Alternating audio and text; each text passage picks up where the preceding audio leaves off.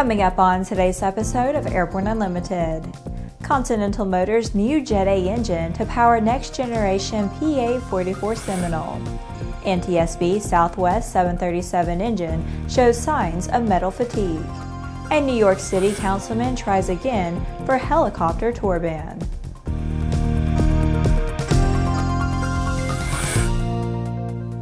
Hello, I'm Laura Hudson. It's April 20th, and this is Airborne Unlimited. Piper has selected the Continental Motors CD-170 compression ignition engine fueled with Jet A to power the next generation of Piper PA-44 Seminole. After selecting the CD-155 Jet A engine to power the Archer DX, Piper Aircraft extends its Jet A-powered Ranger trainer aircraft with the PA-44. Our experience with the Archer DX convinced us and our customers that we could deliver the best twin-engine training platform using the Continental Jet A engine. We are extremely happy with the collaboration with Continental Motors, said Simon Caldicott, CEO of Piper Aircraft. By transitioning to Jet A burning engines, the Seminole DX addresses the requirements expressed by many customers across the world, especially in many regions where Avgas availability and cost is a concern. Our relationship with Piper on the Archer DX has allowed Continental Motors to expand its products to provide solutions required by pilot training organizations across the world, said Rhett Ross, president of Continental Motors Group. The CD-100 family of compression ignition engines are extensively used in flight schools around the world, with retrofit kits for many popular airframes available and certified in over 72 countries. After the break, Teamsters Airline Division Director responds to TV report on Allegiant. The dream is real, a truly affordable personal jet aircraft. The Subsonics Personal Jet Kit is priced at only $42,000. Kit plus engine is still under $100K. Add instruments, upholstery, and paint and you're flying. It's time to put your money where your bucket list is. Learn more at sonicsaircraft.com.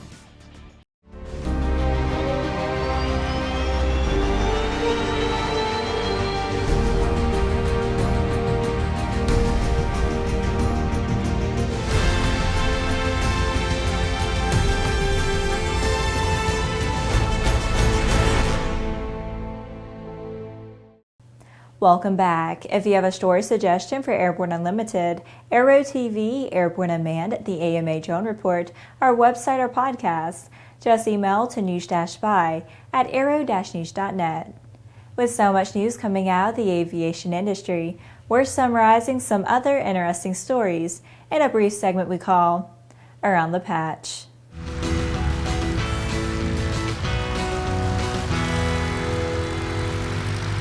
The International Brotherhood of Teamsters has weighed in on the 60 Minutes report, which aired Sunday, that was critical of Allegiant Airlines. Teamsters Airline Division Director Captain David Bourne has stated that Allegiant Air has experienced issues in the past, like any growing airline, but has worked to correct them. However, thanks in large part to the efforts of the airline's mechanics, pilots, and dispatchers, Allegiant has become a leader in operational reliability, with the second fewest mechanical cancellations in the industry. The City of Detroit recently declined an offer from FBO Aflight to invest $4 million in a modern terminal and new hangars at Coleman Young Airport, also known as Detroit City Airport. According to airport advocates, the city is allowing a valuable asset to deteriorate. The fire department station at the airport has not been staffed in years, which prevents business aircraft from using the field due to insurance concerns.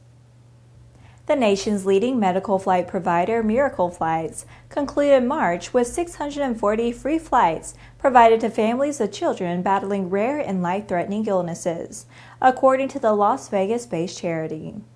March's flight numbers reflect an almost 13% increase over February's total flight number of 567. The organization provides approximately 600 free flights each month, with the average flight costing around $500. Indiana-based aviation repair business AIRFRAME Components has been found not liable for damage to the horizontal stabilizer of a Beechcraft King Air 200 plane, as claimed by a medical transport company. The company was sued for $1.2 million in damages. The damage was discovered 4 years after airframe components had repaired hail damage to the airplane. Evidence was presented during the 4-day trial, showing that the plane's tail assembly had passed repeated inspections following repairs airframe components had performed in 2010 at the previous owner's request. Well, that's it for today's trip around the patch. Now let's move on to the rest of the news.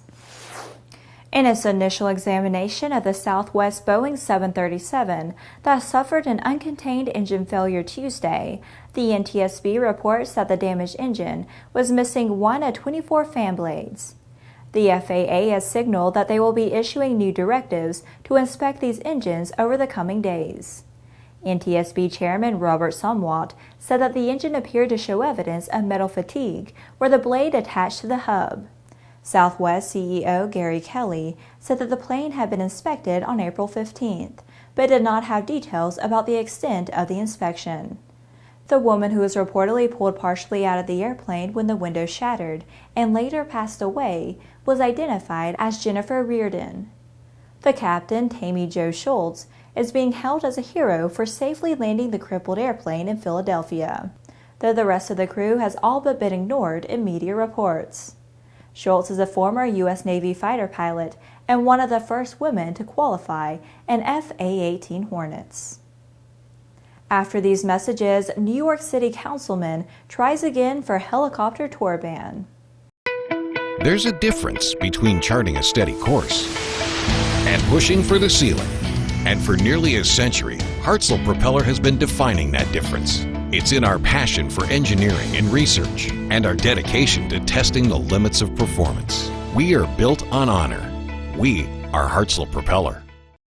Concord's recombinant gas RG series sealed battery technology produces a high-performance battery with the advantages of being pre-tested and fully charged at the factory.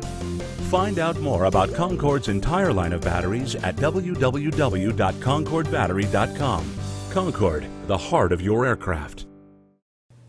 Welcome back. The New York heli-industry is under attack again by a number of aero-ignorant elected officials. A New York City Councilman has reintroduced legislation that would ban helicopter tours in the city that break Stage 3 noise limits, a standard that the industry says is impossible to meet. The legislation, introduced by Brooklyn Councilman Carlos Menchaca, would ban helicopter tours in all 5 boroughs in New York City. The helicopter tour industry is pushing back hard against the idea, which failed to pass back in 2015 when it was first introduced by Menchaca.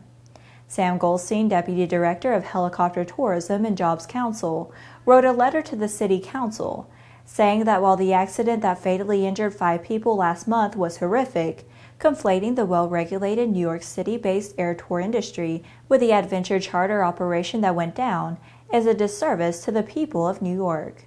The letter said that enacting the legislation would negatively affect tourism and jobs in the city.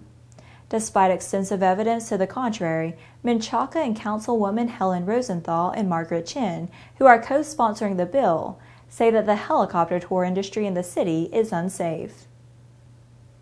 Well, that's our program for today. Remember that Airborne Unlimited is streamed on Monday, Wednesday, and Friday, alternating with Airborne Unmanned on Tuesday and the AMA Drone Report each Thursday.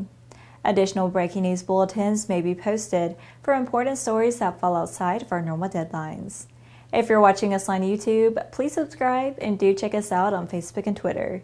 Get comprehensive, real-time, 24/7 coverage of the latest aviation and aerospace stories anytime at aero-news.net.